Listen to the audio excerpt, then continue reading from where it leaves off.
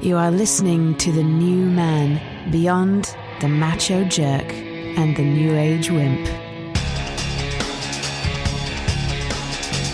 Your host is men's coach and group facilitator Tripp Lanier. He is joined in the studio by the show's producer, Casey Capshaw.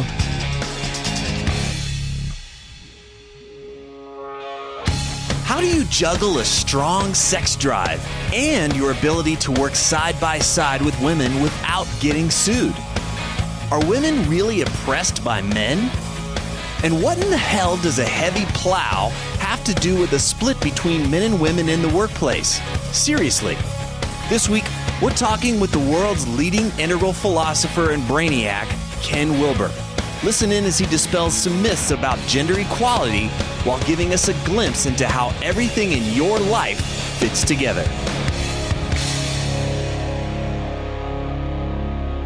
Welcome to The New Man. Today we've got the world's leading integral philosopher. Integral philosophy integrates body, mind, soul, and spirit with self, culture, and nature. And that's just a fancy way to say that this guy thinks and writes about everything. He's the author of over 2,733 books. He's the founder of Integral Institute. He's my friend, and he's a total badass. Ken Wilber, welcome to The New Man. Tripp, how you doing, buddy? I'm doing good. I'm psyched to have you on the show. You know so much, and we could talk about so many things. But this is a show for the new man out there. I thought that we'd chime in a little bit with the beginning with the intro of Brief History of Everything, which is a book you wrote years ago. But that first passage in there about where men and women are differentiating and moving, where they came from and where they're going, impacted me greatly and how I viewed myself in not just biologically, but culturally, socioeconomically.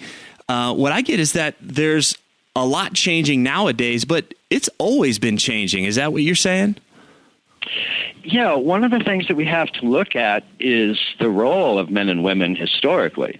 Uh-huh. And if we do that and we look at not just psychology, but sociology and culturally and biologically, we find several different eras or epochs that humanity has gone through. And the roles of men and women are quite different in each of these epochs. And so it's not that there's a fixed role for men or a fixed role for women, but that the roles of men and women are evolving, that they have had different structures and forms in the past, that they will continue to evolve and develop. And then one of the things that we want to do in terms of learning about just, what is it to be a man, what is it to be a woman, and so on, is to look at these epochs themselves and at the remnants of them in our own being today. These various worldviews, these various epochs that men and women have gone through are present today. Everybody's born at square one and goes through these various stages of development. And at each stage, what's masculine and what's feminine differs. Okay, so what you're saying is that plays out differently in men and women. Got it. And so depending on where I am in my life and, whether I'm a teenager or the way I view the world in that way, then my role as a man and in the way that I interact with women is going to come from that place, and that it's constantly fluid based on where I am developmentally? That's right. And and then developmentally is one of the main components that goes into the type of masculinity that I'm going to be expressing, and then also the biology, the biological components, and of course those change from the time of birth through a latent period, through puberty, through adolescence, and then into adulthood. And so hormonal differences are going to have a big role to play in my masculine or feminine expression. The type of cultural worldview that I'm raised in is going to have a big hand in how my particular gender roles play out. Am I brought up in a traditional values culture? Am I brought up in a modern culture? Am I brought up in a postmodern culture? Those will have a hand in it. And the techno-economic base of the culture itself. Am I in a foraging culture? Am I in a horticultural culture? Am I in an agrarian culture? Am I in an industrial culture? Or am I in an informational culture? And what we find, looking at the roles of men and women in each of those epochs, is that they're expressed differently.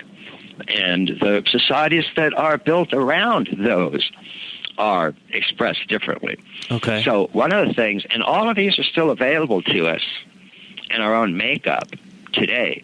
We still have, if we look at worldviews, for example, the first guy that studied worldviews cross-culturally was the genius Gene Gebser, and he found about 6 major worldviews or value structures that humanity has developed through. And I like these because the single terms that he used for these epochs are kind of self-explanatory. These stages that he found were archaic, magic, mythic, rational, pluralistic, integral, and higher.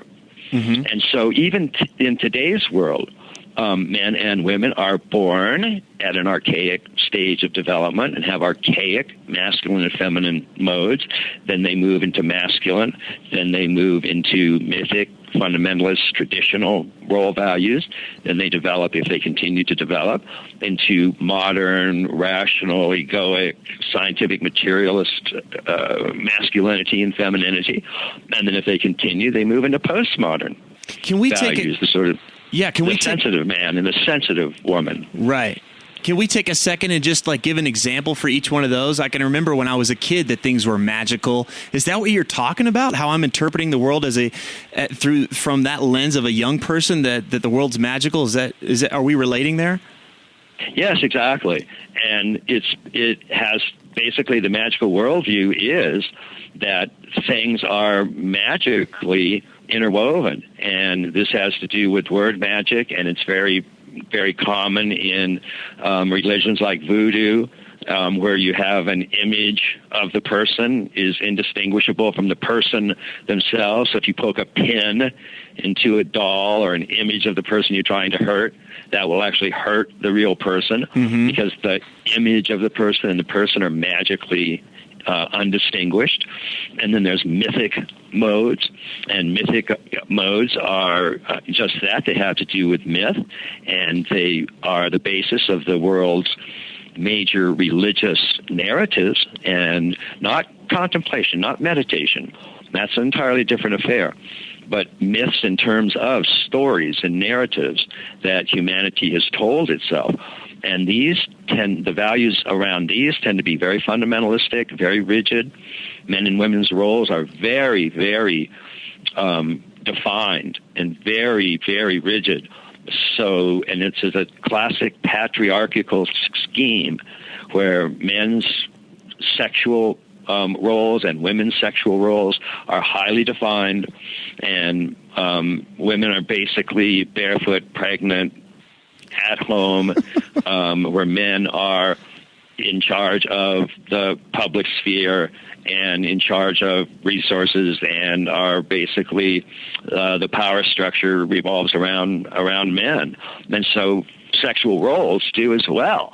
And then we get to the modern era, and with modern stage of development and modern values, there's a dramatic change, because all of a sudden, with the development of machines that do work for men and women, then the component of physical strength no longer becomes as important in defining roles. And so women all of a sudden can enter into the public sphere. Women can start to move out of the house, move out of being confined to the private sphere, and move into the public sphere. So we see the invention of feminism.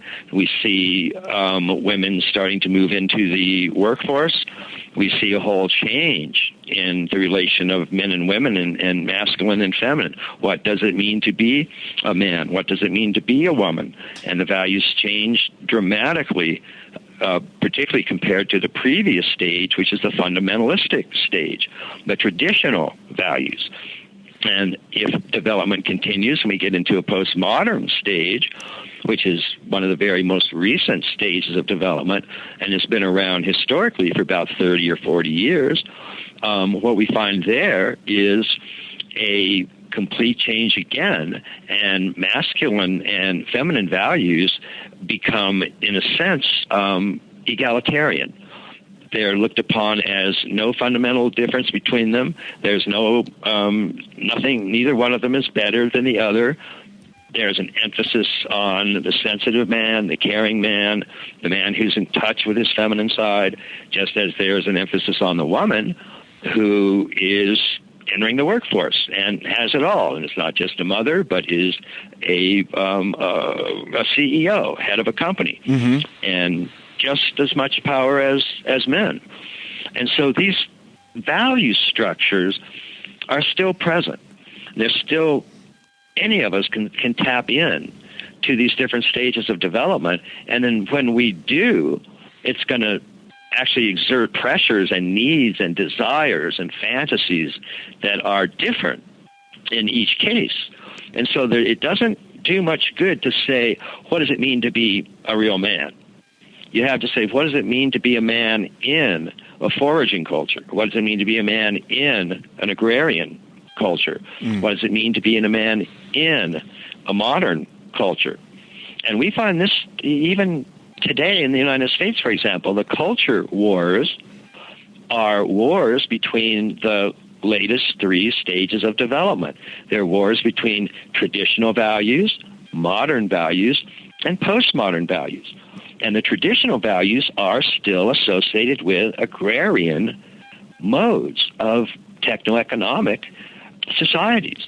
So we see traditional values largely in things like the Midwest, where there's still agrarian farming production. And those tend to be fundamentalistic. They believe in the Bible in a literal way, and men's role is defined as ruling over nature and ruling over women, and women's role is subservient to men, and that is a classic traditional values associated with agrarian structures. Whereas if you go to the Northeast, which is a classic modern industrial culture, then men and women are looked at more in egalitarian forms.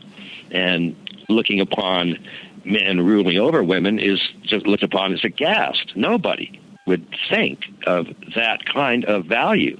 But if you're in a traditional value structure, that's exactly the type of structure that you have to come to terms with. It's exactly going to define your masculinity, and it's exactly going to define your femininity. So these value structures and worldviews are still with us.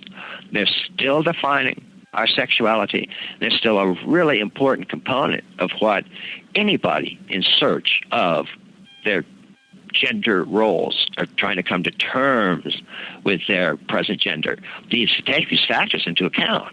Yeah, we can't just reduce the gender thing to the biological or evolutionary impact of things. It's so far beyond that, what I hear you saying. And as you're talking about these things, I'm like, oh, he's talking about my grandmother right now. Oh, now I feel like he's talking like there's Hillary, and then there's just George Bush, and you're actually kind of putting them, as I can see visually, like how they stack up or with each other as in a form of development. They move from one stage to the next, and all of that is available to us, and it's all dependent upon what our world is like. If we're living in this agrarian culture, that's what's most important. That's where we get our cues from, and that affects how I relate to women. Exactly. And so we do indeed have the biological components, and the biological components are factors that we do take into account. And so one of the things that's recently happened is there's been a renewal of interest in so-called evolutionary psychology. And so this is a psychology that looks at the differences between the typical male and typical female in terms of their hormones, for example, and in terms of their mating patterns in a Darwinian sense. And these are important. I'm not saying that these aren't important, and they're actually really profound in terms of the effect that they exert on a man and on a woman in terms of their own sexual drives. But we are saying that these sexual drives will be interpreted according to these value structures that you're at. So, for example, the role of mating patterns in men and women. When a woman gets pregnant, there is no Darwinian advantage whatsoever for her to have sex with somebody else. She's already pregnant. She's already passed on her seed, at least for the next 9 months. Going out and having sex isn't going to help her do more of that. And as a matter of fact, will probably hurt her because it will diminish the willingness of the child's father to support the woman. Because the man, if he's going to support the pregnant woman, has to know that it's his child, that his DNA is being passed on. And so it's the double standard, in other words, is very real and comes from biology. A man, on the other hand, even if he gets one woman pregnant, there's every reason for him to continue having sex, because the more women he gets pregnant, the more of his genetic material he's passed on. So there is indeed a difference in terms of profligacy and sexual desire, number of partners that are typically chosen by men versus women. And yet, those are part of the final configuration of one's sexuality and part of what will determine the actual desires that you're feeling. Because if a man has these desires, for example, to have a lot of sex with a lot of women, and he lives in a agrarian, fundamentalistic, traditional values culture, and is brought up to believe in biblical values, for example, in a literal sense, then he is going to feel very, very uncomfortable with his sexual drives. And even though they're there, they're not going to be something that he's going to easily want to act on. He's going to feel a great deal of guilt and shame, and will the whole value structure that he's brought up in will act to curb his biology, to actually dampen it down, in some cases reverse it.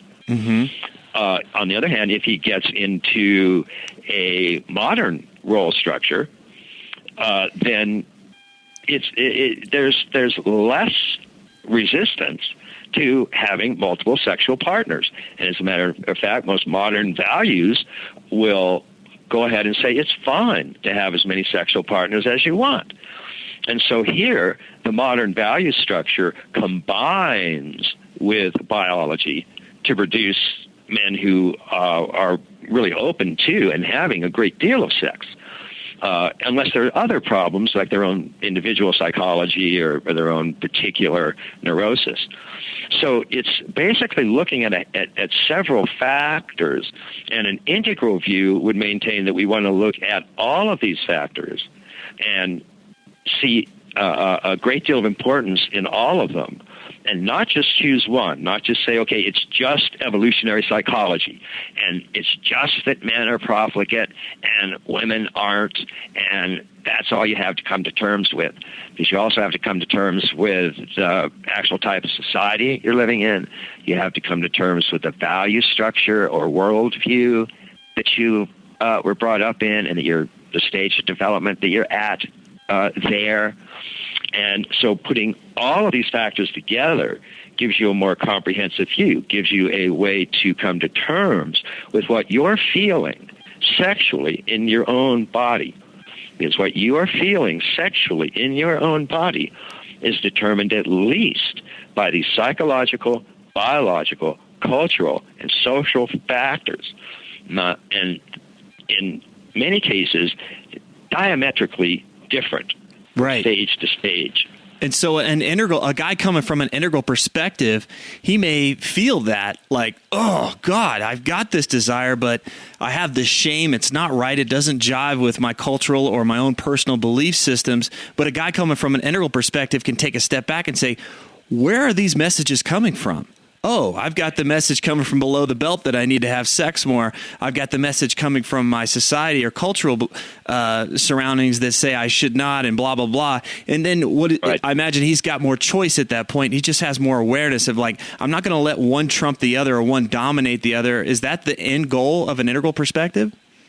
Well, that's certainly part of it, yes, is to look at my present desires and my present awareness and my own sexual behavior, and to look at these different dimensions, these different components that are going into this sexual drive and what's making it up and where it comes from, why it's there, why I'm feeling what I'm feeling, and that gives you a capacity to indeed step back and take a look at where one's present drives and needs and desires and fantasies are coming from. And then knowing that, you can start to work with them. If there can be a great deal of conflict, for example. If you're raised particularly in a traditional Christian, Catholic, Southern Baptist upbringing, and you are still basically have those values that are part of your makeup, then those impulses below the belt, as you put it, are indeed going to cause a great deal of shame, a great deal of anxiety. Mm-hmm. And so tracking that is an important way to see where that's coming from. It won't just do to say, well, because of evolutionary psychology, men are going to have these much greater sexual drives, so you shouldn't worry about it. It's just the way it is, and just deal with it. Just chop it off. Because there are real factors in your psyche that are going against those sexual drives and are really going up against them and internally broadcasting shame and guilt for any of these drives. Mm-hmm. And so knowing where that comes from is going to let you also not feel that you're just an erotic mess. I totally agree, and it's wonderful because then I get to take the lens and like, well, if there is a pathology here, is there something to address on the psychological front? Do I need to go do a certain therapy or a workshop around this to create more spaciousness and freedom here? Or do I just need to let go of some old cultural or religious beliefs that just don't serve me anymore? I get what I'm getting is like, from this perspective, now I can take action. I can be in service of greater freedom and love in my life.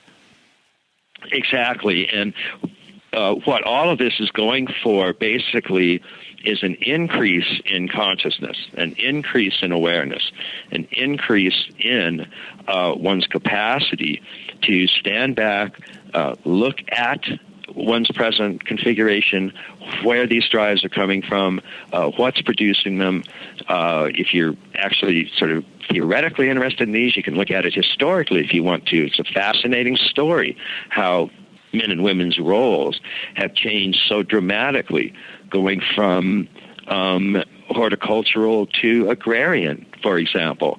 Horticultural means that the society's basic food substance is produced by horticulture. And the difference between horticulture and agrarian is that horticultural, the seeds are planted with a simple stick or handheld hoe.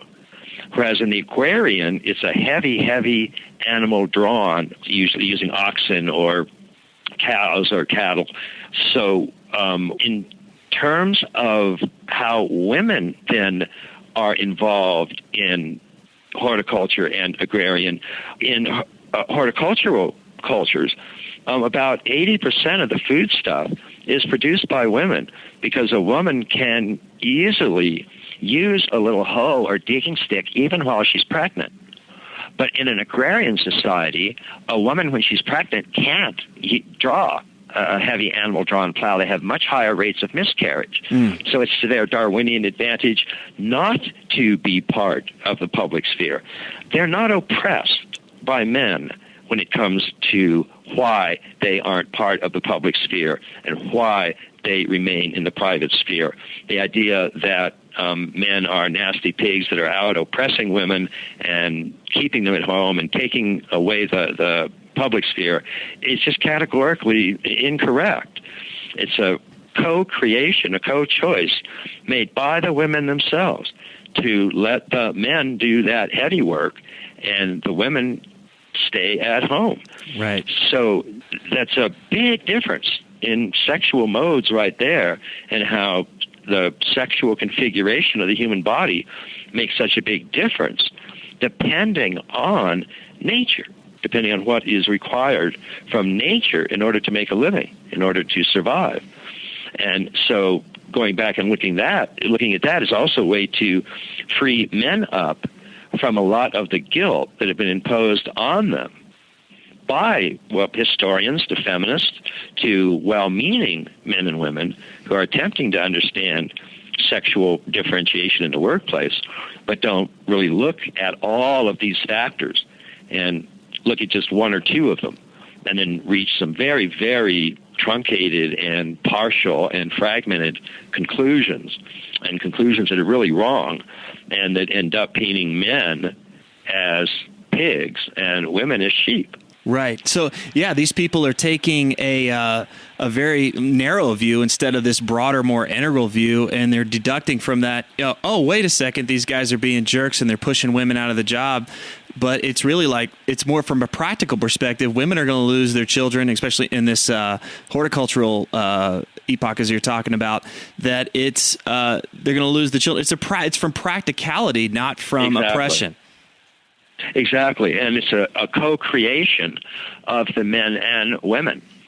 And so the women end up then choosing not to get involved in heavy labor that leads to miscarriage and leads to a loss, simply, which is psychologically extremely difficult, but just according to biological Darwinian terms, keeps a woman out of the gene pool race. Right. So it's to her Darwinian advantage not to do that.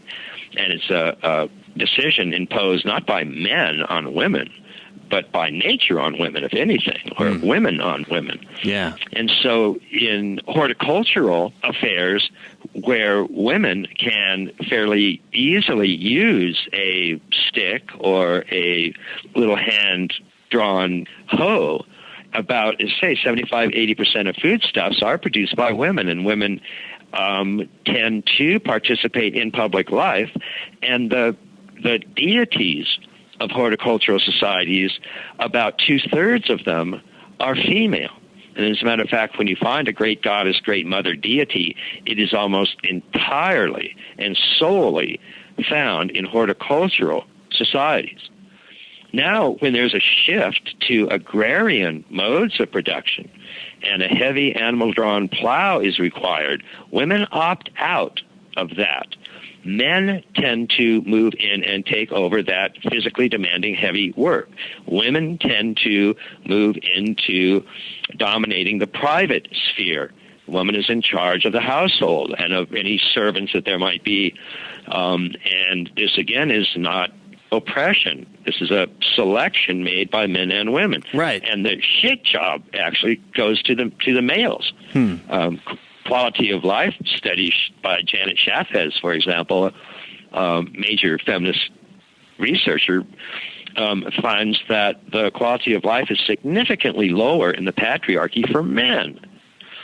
So it's a series of arrangements in society that are not really the product of male oppression. Because, again, in order to even have that view, you have to assume that women are either stupider or weaker than men in order to be oppressed. You can't be as strong and as smart and oppressed.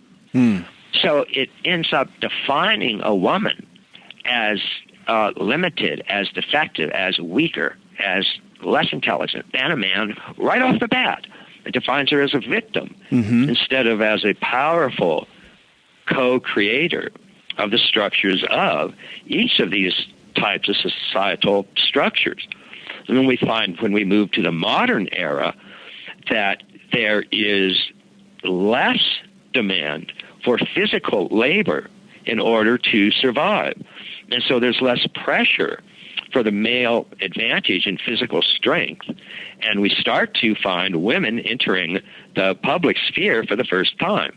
We find the liberation movements. We find women given the vote. And all of these are, in part, directly the result of the fact that physical strength is no longer required, as in the agrarian farming age, in order to have survival. Mm-hmm. So again, by taking a bigger picture and looking at all of the factors that go in to gender roles, we get out of narrower pictures that have just select one set of values, a modern feminist set of values, for example, and whenever a previous epoch doesn't have the modern or postmodern feminist sense of values, the feminist just assumes it's because women are oppressed. And that's a horrible view of women, because it's assuming that they are weaker or stupider or are not as smart as the modern feminists and just can't figure out what a true set of values should be. Right. Whereas given those circumstances, that's exactly what they should be doing. And it's a very smart move by the women to pass on their Darwinian material. Got it. So again, a little integral view helps, and it helps lessen the guilt on men and the shame on women. Beautiful. I'm all for that. Now yeah. I was just reading in Fortune magazine, there's this article in there about the women, and these days women are playing a bigger role professionally, and more men are actually losing their jobs because of it. Is this new? Are we coming around? Like, is the pendulum swinging to the other side? Is this healthy? Is this not healthy? What are your thoughts on that? Well, I think partly what we do have to do is get just a much clearer view on why and how society differentiates gender roles. Now, traditionally, the word sex and sexual topics are used to refer to the biological dimension of men and women. So the amount of testosterone I have in my body is a sexual issue. Whereas gender is how a society defines masculine and feminine. So gender roles are much more open to cultural learning and cultural rearrangement, whereas sex is much more determined by biological evolution and neo-Darwinian factors. Okay. And one of the first things is just simply looking at the evolution of men and women, the evolution of gender roles, and looking at, from an integral view and seeing these many different aspects that go into determining what is a gender role in any given society, and the types of roles that are allowed, and how we should educate men and women for the roles in society. And what we went from is the modern structure that looks upon men and women as being essentially equivalent, and started to open up places in the public sphere for women to step into on an equal basis, and gave women the vote and started to treat women in every way as equal to men. But then that modern structure looked back and said, wait a minute, why didn't the previous structure, why were women always at home and men had all the positions of power? That must have been oppression.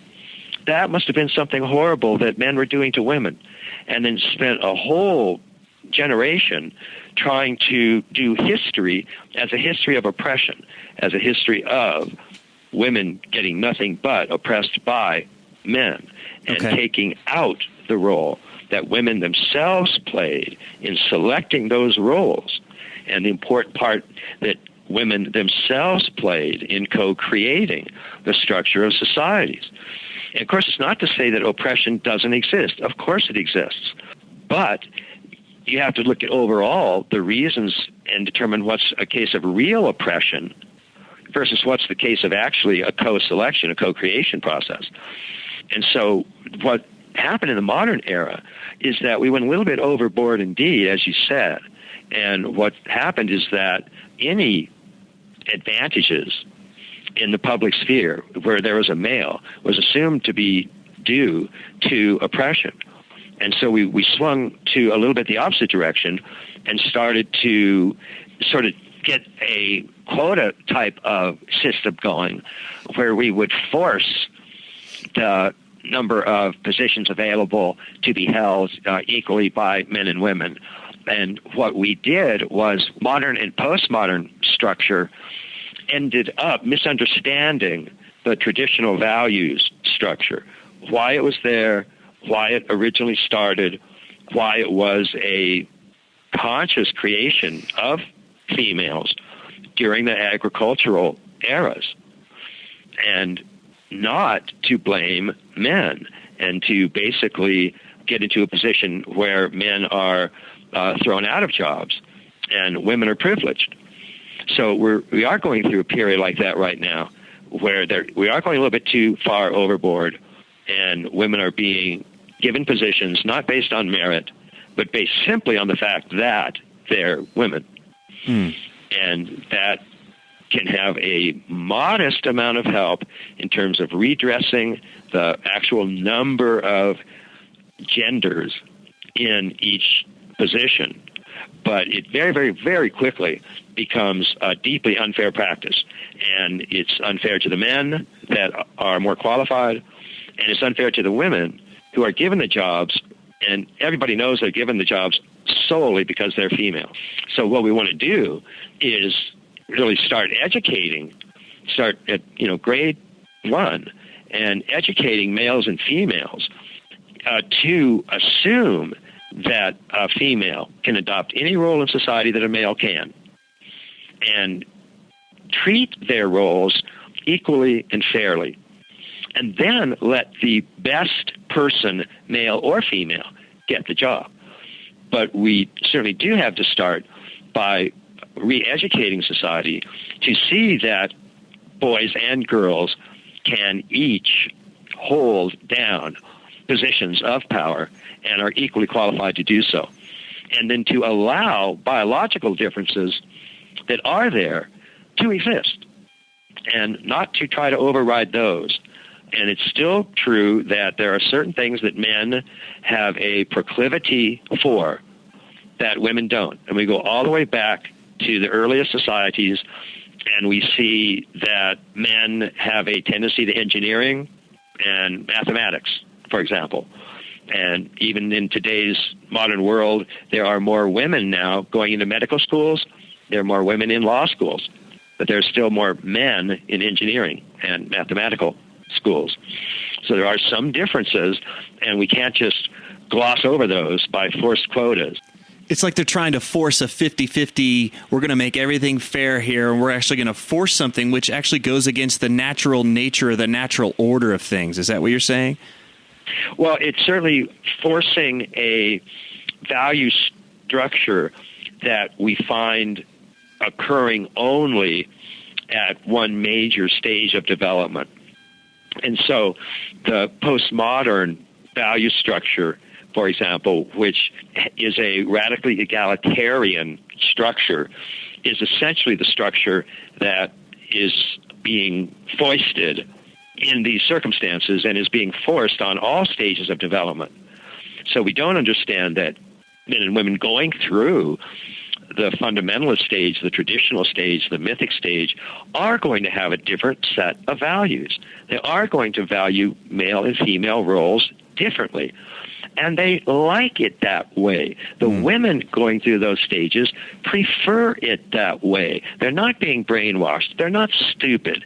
They're not sheep.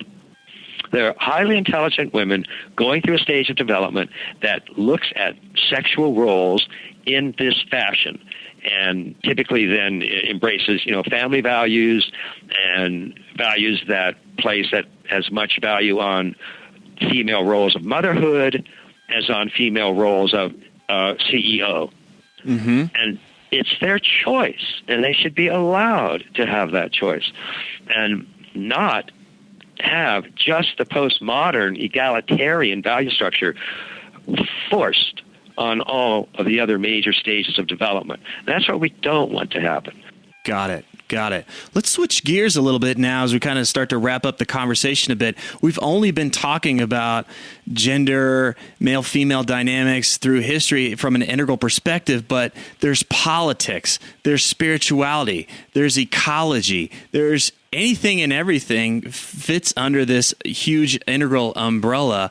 And I'm curious, from your perspective, what are some of the impacts that you see in the everyday guy's life that, I discovered integral, now this is possible for me?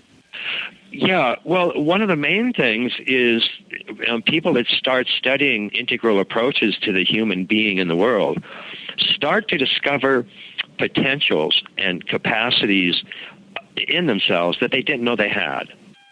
And the integral approach opens up just an enormous number of avenues and paths that one can take in life and in one's own growth and development. And this is because integral maps of the human being are comprehensive maps. They're maps that are drawn on virtually every other map that's existed.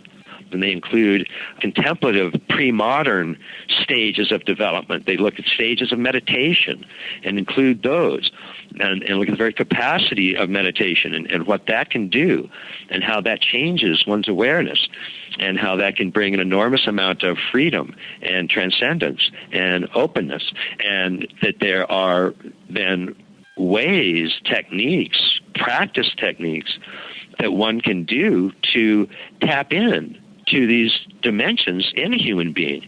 There are practices that one can do, meditation, for example, that allows one to get in touch with much deeper states of consciousness, contemplative states of consciousness, spiritual states of consciousness, flow states of consciousness that, for example, are extremely beneficial in enhancing one's sports capacity.